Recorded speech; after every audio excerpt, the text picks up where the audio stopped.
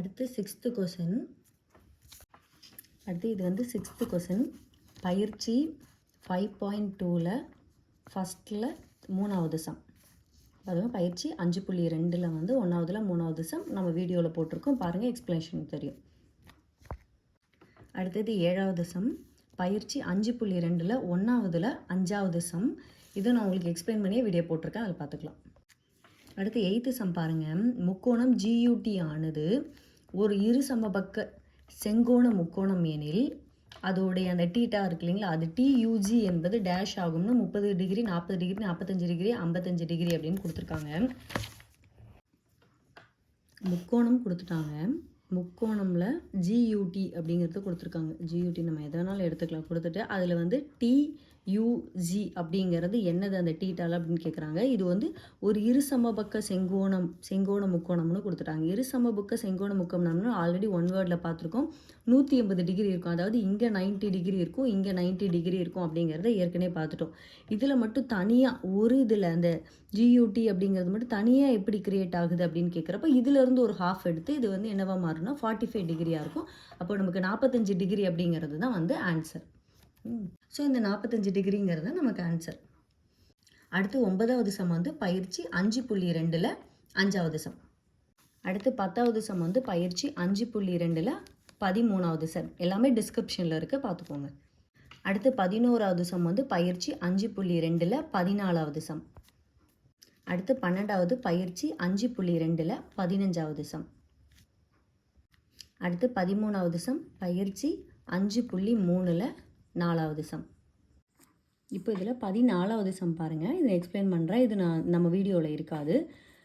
கீழ்கண்ட படத்தில் கொடுக்கப்பட்டுள்ள இணைகரங்களின் பரப்பளவையும் மற்றும் சுற்றளவையும் காண்க அப்படின்னு சென்டிமீட்டர் அப்படின்னு கொடுத்துருக்காங்க. நமக்கு வந்து டயக்ராம் கொடுத்துட்டு 4 ஆப்ஷன் கொடுத்துருக்காங்க. ஏன்னா நமக்கு என்னது பரப்பளவு சுற்றளவு ரெண்டையுமே வந்து கேட்டிருக்காங்க. இப்போ நம்ம அந்த டயக்ராம் வந்து வரைச்சிக்கலாம்.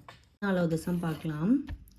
இணைகரம் அப்படின்னாலே நமக்கு எப்படி கொஞ்சம் அந்த செவ்வகமே வந்து கொஞ்சம் சாஞ்ச மாதிரி இருக்கிறது தான் நமக்கு வந்து இணைகரம் அப்படிங்கிறது இல்லைங்களா. ஸோ நமக்கு இதில் என்ன கொடுத்துருக்காங்க அப்படின்னா PQ, இதெல்லாம் கொஸ்டின்லேயே கொடுத்ததான் PQRS அப்படின்னு கொடுத்துருக்காங்க. இங்கேருந்து என்ன பண்ணியிருக்காங்க அப்படின்னா ஹைட்டை வந்து வரைஞ்சிருக்காங்க. 10 சென்டிமீட்டர் அப்படிங்கிறது கொடுத்துருக்காங்க.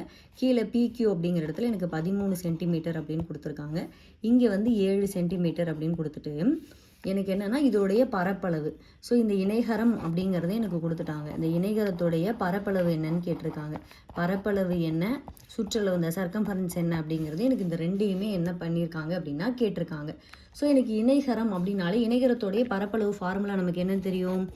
இணைகரத்தினுடைய பரப்பளவு ஃபார்முலா. இணைகரத்தின் பரப்பளவு என்ன நமக்கு A = B × H இல்லைங்களா.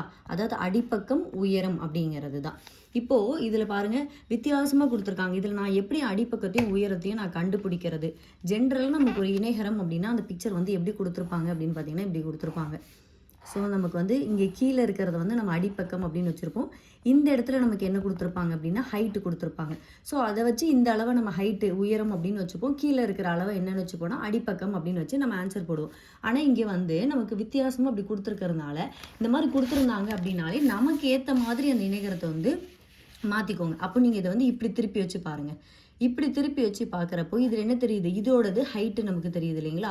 அப்போ இந்த 10 சென்டிமீட்டர் தான் நம்ம ஹைட்டுங்கிறத கன்ஃபார்ம் பண்ணிட்டோம். நல்லா தெரியும். இந்த ஹைட்டு எங்கேருந்து ஸ்டார்ட் ஆகுதோ அந்த பக்கத்தில் இருக்குது பார்த்தீங்களா, அதுதான் நம்மளுடைய அந்த பெர்த் அப்படின்னு சொல்லப்படுற அகலம் வந்து நமக்கு இருக்கும். அப்போ இதுதான் என்னுடைய உயரம், இதுதான் என்னுடைய அகலமாக இருக்கும். இந்த புள்ளி நம்ம எப்பவுமே இந்த புள்ளி இருக்குங்களா, இந்த ஜாயின் ஆகிற புள்ளி இருக்குது பார்த்தீங்களா, இந்த புள்ளி எங்கேருந்து ஸ்டார்ட் ஆகுதோ அதுதான் வந்து அதோடைய பியாக இருக்கும். அது இங்கே ஹைட்டுங்கிறது நமக்கு தெரியும். ஸோ இப்படி நமக்கு தெரியல அப்படிங்கிற பட்சத்துக்கு இப்படி நம்ம பேப்பரை திருப்பி வச்சு பார்த்துட்டோம்னா நமக்கு ரொம்ப ஈஸியாக இருக்கும். இப்போ எனக்கு தெரிஞ்சிருச்சு இது 10 × 7ங்கிறது 10ங்கிறது என்னோட ஹைட்டு அப்படின்னும் இந்த பெர்த் இந்த B அப்படிங்கிறது வந்து எனக்கு 7ங்கிறது எனக்கு தெரிஞ்சிருச்சு. ஸோ அப்போ நம்ம ஃபார்முலாவில் என்ன பண்ணிடலாம், சப்ஸ்டியூட் பண்ணிடலாம். B அப்படிங்கிறது எனக்கு இப்போ என்னென்னு தெரிஞ்சிருச்சு, இந்த 7 அப்படிங்கிறது எனக்கு தெரிஞ்சிருச்சு இல்லைங்களா. அப்போது 7 × ஹைட் எவ்வளோ 10ங்கிறது தெரிஞ்சிருச்சு. அப்போது 70. ஸோ இதிலே ஆன்சர் எடுத்துடலாமா. நமக்கு ஆன்சர் 70 அப்படிங்கிற அது ஆன்சர் 2 கொடுத்துருக்காங்க. அடுத்து நமக்கு என்ன கேட்டிருக்காங்கன்னா சுற்றளவு கேட்டிருக்காங்க. சுற்றளவு அப்படிங்கிறது என்னது? சுற்றி இருக்கிற அளவுகளை கூட்டுனா நமக்கு அது சுற்றளவு அப்படிங்கிறது வந்துடும் இல்லைங்களா? இப்போ இங்கே பாருங்க, இணைகரம்னாலே என்னது? எதிரெதிர் பக்கங்கள் சமமாக இருக்குமா? அப்போ இங்கே 13னா இங்கே என்ன இருக்கும்? இங்கேயும் 13 தான் இருக்கும். இங்கே 7னா இங்கே என்ன இருக்கும்? இங்கேயும் 7 தான் இருக்கும். அப்போ நான் சுற்றளவு அப்படிங்கிறது என்ன பண்ணுவேன்? என்னுடைய சுற்றி இருக்கிற எல்லா அளவுகளையும் நான் கூட்டிப்பேன் இல்லைங்களா? அப்போ இங்கேருந்து நான் ஸ்டார்ட் பண்ணுறேன். இங்கே என்ன கொடுத்துருக்காங்க? 13 கொடுத்துருக்காங்க. 13 ப்ளஸ் அதுக்கப்புறம் என்னது இருக்குது? 7 இருக்குது. ப்ளஸ் அதுக்கப்புறம் என்ன இருக்குது? 13 இருக்குது. அதுக்கப்புறம் என்ன இருக்குது? 7 இருக்குது. இது மொத்தமாக நீங்கள் கூட்டுனீங்கன்னா உங்களுக்கு என்ன கிடைக்கும் அப்படின்னா 40 கிடைக்கும்.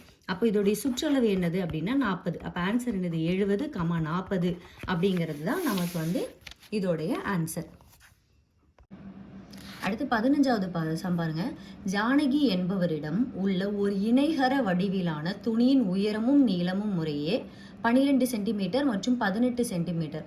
மேலும் அதை 4 சமமான இணைகரங்களாக பிரித்து, அதை இணைகரங்களின் மையப்புள்ளி வழியாக புதிய இணைகரத்தினுடைய பரப்பளவை காண்க சென்டிமீட்டர் ஸ்கொயரில் அப்படின்னு கொடுத்து நமக்கு 4 ஆப்ஷன் கொடுத்துருக்காங்க. இப்போ 15வது சம் இணைகரம். அதனுடைய உயரம் நமக்கு என்ன கொடுத்துருக்காங்கன்னா 12 சென்டிமீட்டர்னு கொடுத்துருக்காங்க. இங்கே வந்து தமிழில் நீளம் அப்படின்னு கொடுத்து 18 சென்டிமீட்டர். இங்கிலீஷில் பார்த்தீங்க அப்படின்னா உங்களுக்கு தெரியும், அதோடைய பேஸ் அப்படின்னு கொடுத்துருப்பாங்க. அந்த பேஸ் அப்படின்னு சொல்லப்படுற அதனுடைய அடிப்பக்கம் இருக்குது பார்த்தீங்களா, அது எவ்வளோ அப்படின்னு கொடுத்துருக்காங்கன்னா 18 சென்டிமீட்டர் கொடுத்து இதை 4 சமபாகங்களாக பிரிக்கிறாங்க. ஸோ அதோடைய பரப்பளவு, புதிய அந்த இணைகரத்தினுடைய பரப்பளவு என்னவா இருக்கும் அப்படின்னு கேட்குறாங்க. அப்போ நமக்கு ஹைட்டுங்கிறது 12, அதோட பேஸ் அடிப்பக்கம்ங்கிறது 18 அப்படின்னு சொல்லிட்டு நமக்கு கொடுக்குறாங்க. ஃபார்முலா நமக்கு தெரியும் இல்லையா? இணைகரத்தினுடைய பரப்பளவு ஃபார்முலா B/H. B அப்படிங்கிறது என்னது? 18 × 12 அப்படின்னு வச்சுக்கிறேன். இந்த 18யும் 12யும் நமக்கு பெருக்கணும் அப்படின்னா என்ன கிடைக்கும்னா 216 அப்படின்னு கிடைக்கும். இது என்ன பண்ணுறாங்கன்னா 4 சமபாகமாக பிரிக்கிறாங்களாம்மா. எப்போவுமே நம்மகிட்ட ஒரு 200 ரூபா இருக்குது, அது வந்து நீ வந்து இப்போ 4 பேருக்கு பிரித்து கொடுக்கணும் அப்படின்னா நம்ம என்ன பண்ணுவோம்? டிவைட் பண்ணுவோம் இல்லைங்களா? ஸோ அதே மாதிரி என்ன பண்ணுறோம்? வகுக்கிறோம். இதை நீங்கள் அடித்து கொடுத்தீங்க அப்படின்னா என்ன கிடைக்கும்? 5×20 4×16 அப்படின்னு கிடைக்கும். அப்போது 54. அப்போ அந்த புதுசாக உருவாகுது பார்த்தீங்களா, அந்த இணைகரத்தினுடைய பரப்பளவு என்னவா இருக்கும் அப்படின்னா 54 சென்டிமீட்டர் ஸ்கொயர். ஸோ இந்த 54 அப்படிங்கிறது தான் நம்மளுடைய ஆன்சர்.